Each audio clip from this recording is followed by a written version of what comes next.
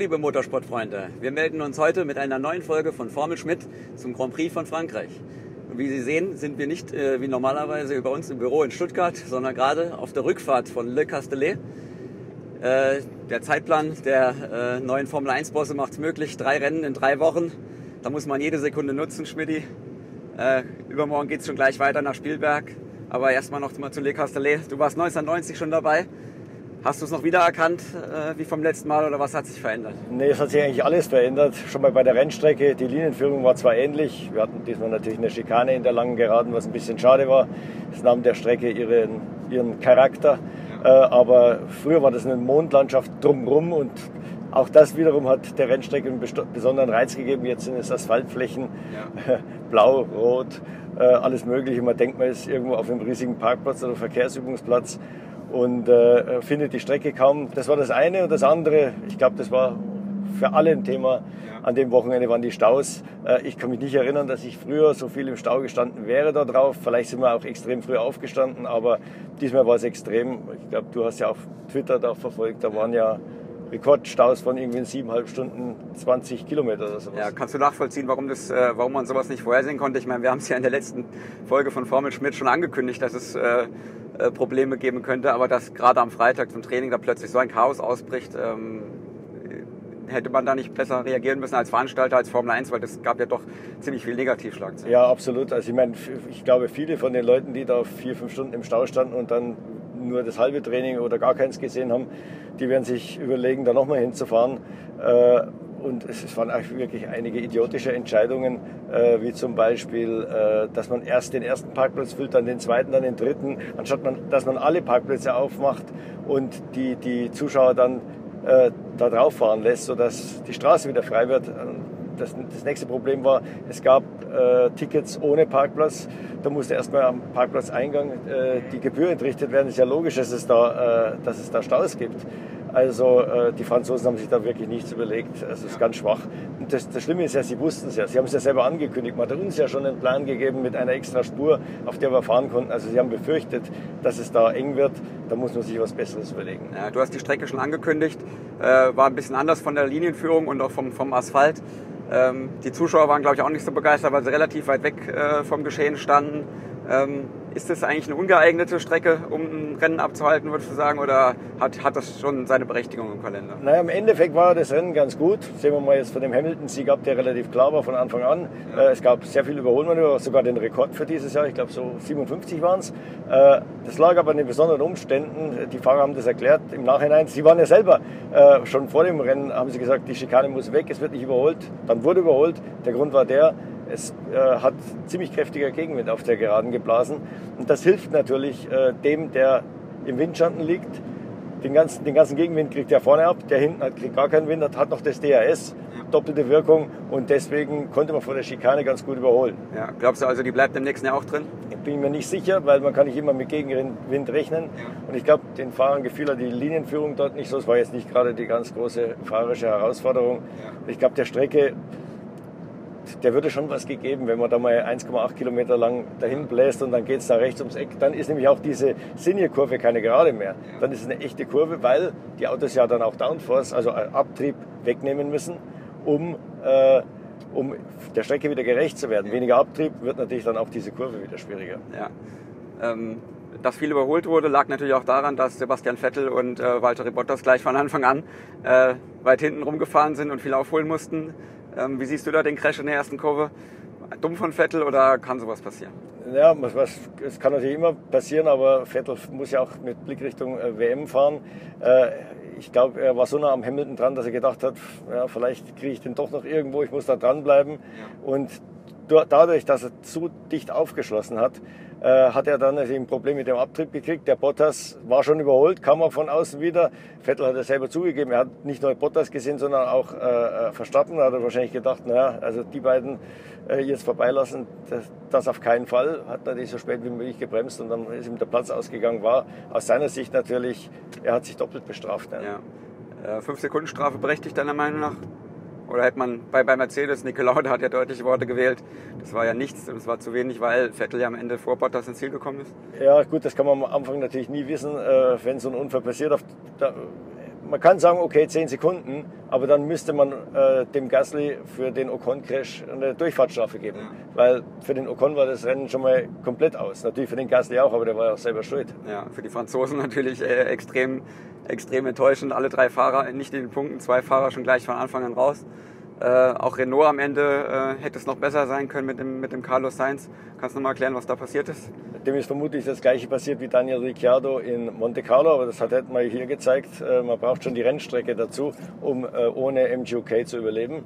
Ja. In Paul Ricard keine Chance. Was den Sainz zum Schluss noch gerettet hat, war diese virtuelle Safety-Car-Phase wegen dem Unfall von Lance Stroll. Dadurch war das Rennen mal eine Runde lang, glaube ich, neutralisiert. Dort war dann auch noch gelb. So konnte Hülkenberg eben den Rückstand von, ich glaube 12 Sekunden waren zu dem Zeitpunkt nicht mehr ganz aufholen. Es war dann Ziel 5. Also man sieht schon noch eine Runde mehr und Hülkenberg wäre vorbei gewesen. Du hast schon Stroll angesprochen mit dem Crash. Williams wieder ganz schlecht, 5 Zehntel hinter dem Rest des Feldes und zweitschlechtes Team auch noch McLaren.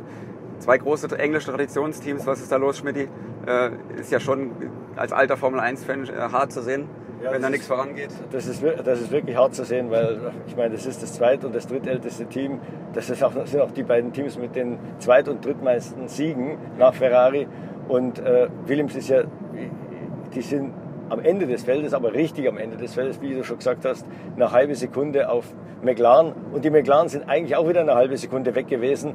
Jetzt nehmen wir mal den Ericsson weg, der wirklich einen riesen Bock geschossen hat im Q2. Der wäre eine halbe Sekunde schneller gewesen. Also das ist dramatisch. Ich glaube, Williams hat ein richtig schlechtes Auto und ich glaube, McLaren hat ein mittelmäßiges Auto, aber die haben sich so verzettelt mit zu vielen Upgrades, dann mit der großen B-Version, die wahrscheinlich kein Mensch versteht. In Kanada hat man uns erzählt, das Auto kann keine langsamen Kurven. Hier gab es mittelschnelle und schnelle, die kann es offensichtlich auch nicht. Also ich glaube, da ist so der Murks drin in diesem Team. Bei beiden Teams fehlt meiner Ansicht nach die Führung im Technikbüro. Da wird irgendwie versucht, irgendwelche Windkanaldaten zu produzieren, die auf dem Papier toll ausschauen, sich aber auf der Rennstrecke nicht reproduzieren lassen. Ja, bei McLaren ist ja in England groß in die Schlagzeilen gekommen. Eric Boullier, der Teamchef, wurde ja ordentlich gegrillt in der Pressekonferenz. Glaubst du, da müsste man auch an der Führungsriege was ändern oder hilft es nicht viel im Moment? Ich glaube, es ist jetzt, da gibt es jetzt kein Allheilmittel, weil wenn man Boullier rausschmeißt, wer kommt dann? Man könnte vielleicht Martin Wittmarsch wieder nehmen, aber das würden wahrscheinlich einige andere nicht mitmachen. Ich glaube, die müssen sich alle mal hinsetzen und die Strukturen überdenken. Das große Problem, was ich bei McLaren sehe, ist, dass da Struktur im Technikbüro fehlt. Die hatten ja früher so eine extrem komplizierte Matrix-Organisation. Das war so ein Steckenpferd von Ron Dennis und Martin Wittmarsch mit quasi keiner Hierarchie, sondern also vielen gleichgestellten Ebenen. Und das hat man dann wieder aufgegeben und ich glaube, dann fehlte plötzlich so die ordnende Hand und Tim Goss, der inzwischen weg ist von McLaren, der war es offensichtlich auch nicht. Also ich glaube, da muss man sich mal überlegen, wie man das Technikbüro besser aufstellt. Ja, glaubst du, Alonso fährt nächstes Jahr noch Formel 1 bei McLaren? Nee, glaube ich nicht. Also was wir so in Le Mans gehört haben von seinen Teamkollegen, ist er mit dem Kopf schon in der IndyCar-Serie. Dann schon für McLaren, aber eben nicht in der Formel 1. Ich glaube, der wird sich das anschauen, wird die Möglichkeit haben, immer zurückzukommen, wann er will. Ja, also ich glaube sogar mitten in der Saison. Alonso ist da stark genug, das durchzusetzen, aber ich glaube nicht, dass er von Anfang an fährt. Ich meine, er sieht ja auch, dass da nichts weitergeht. Ja. Ricciardo gilt als Kandidat für die Nachfolge. Ist es realistisch? Tut er sich das wirklich an, wenn man die Chance hat, bei Red Bull weiterzufahren? Ja, das kann er sich nicht antun. Man kann ihm nur gut zureden, dass er auf keinen Fall hier zu McLaren gehen darf, weil das könnte seine Karriere beenden. Da muss er halt dann mal die Kröte schlucken und vielleicht nicht das Geld kriegen, was er sich vorstellt. Bei Red Bull sagt man, so schlecht verdient Ricciardo bei uns nicht, wenn er genügend Erfolge einfährt. Das ist wie bei Max Verstappen. Sie haben ja ein erfolgsorientiertes Prämiensystem. Dann ist er gut dabei, also vom Gehalt her. Also wenn ich Ricciardo wäre, da die anderen Partien eigentlich dicht sind, muss er bei Red Bull bleiben. Wenn wir schon beim Thema Fahrerkarussell sind, Mercedes sieht ja so aus, geht weiter mit Hamilton und Bottas. Ja.